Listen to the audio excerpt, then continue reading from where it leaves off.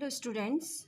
After the explanation of an elementary school classroom in a slum by Stephen Spender, we will discuss about the figures of speech, or we can say the poetic device used in this poem. What are figures of speech? It is used by a poet or by an author to describe the picture or the ideas more clearly.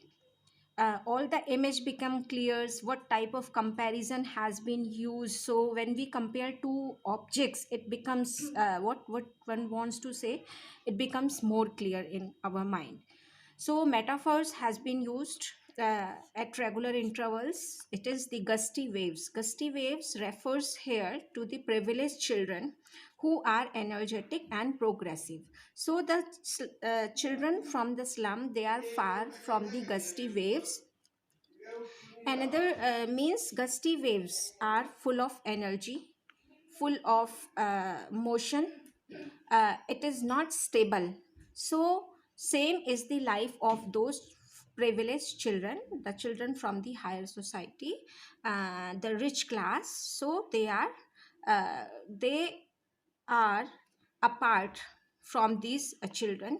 The next example is stars of words. Here stars resembles to the privileged children again, and the words mentions here to the education. So both of the things are common because they are far beyond the reach of these children. Stars are shining in the sky. So in the same way, these privileged children of the rich society are shining at a far place. Here the third example or the speech is future is painted with a fog. Future, the future of the slum children and the fog. In the there is a similarity, both of the things, that they are uncertain and unclear. So their future is compared with the fog without using the word like or as. So it is the metaphor used in this poem. Now the second figure of speech has been used. Repetition. In the repetition, the same word is used twice or thrice or more than that. So in this poem we see far from gusty waves, or far from rivers. This is the same word is used, and then the word, its word. Break, oh break, open till they break. Same word has been repeated in this. So we will be saying that it is which figure of speech is used. It is repetition. No. Then the third poetic device is used here, alliteration. Alliteration is a figure of speech in which the same sound or the same letter is repeated. Repeated. So here are the some phrases matching with alliteration. Far from, F has been repeated. Bottles bit, B.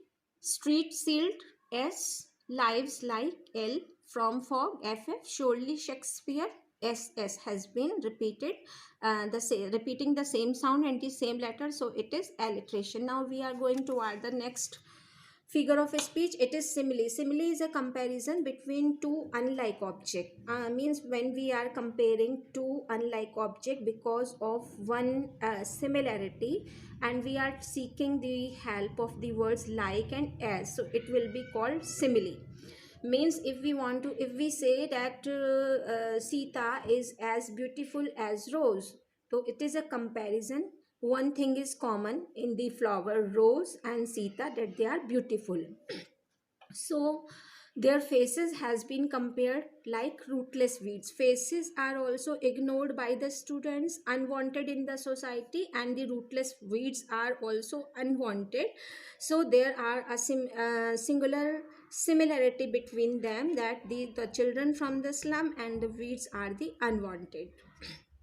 Then slums as big as doom. Here is a comparison between the slum and the doom. Slums, there is no life, and doom also shows to the destruction. So this is the similarity, one similarity, both of the things, that they are inactive.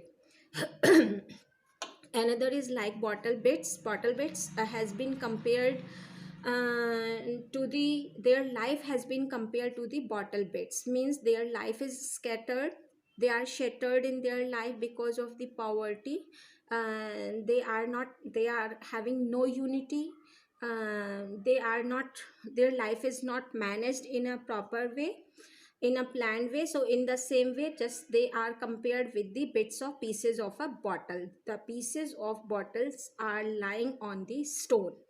And then windows, like catacomb windows and the catacomb are the common thing, they are having one similarity, because windows are the differences which has closed the life of these slum children, and the catacombs are the graveyards of the dead, where dead people, deads are lying buried, and they cannot come outside of that catacomb. So it is showing one thing is common, that inactivity, not, they cannot come outside.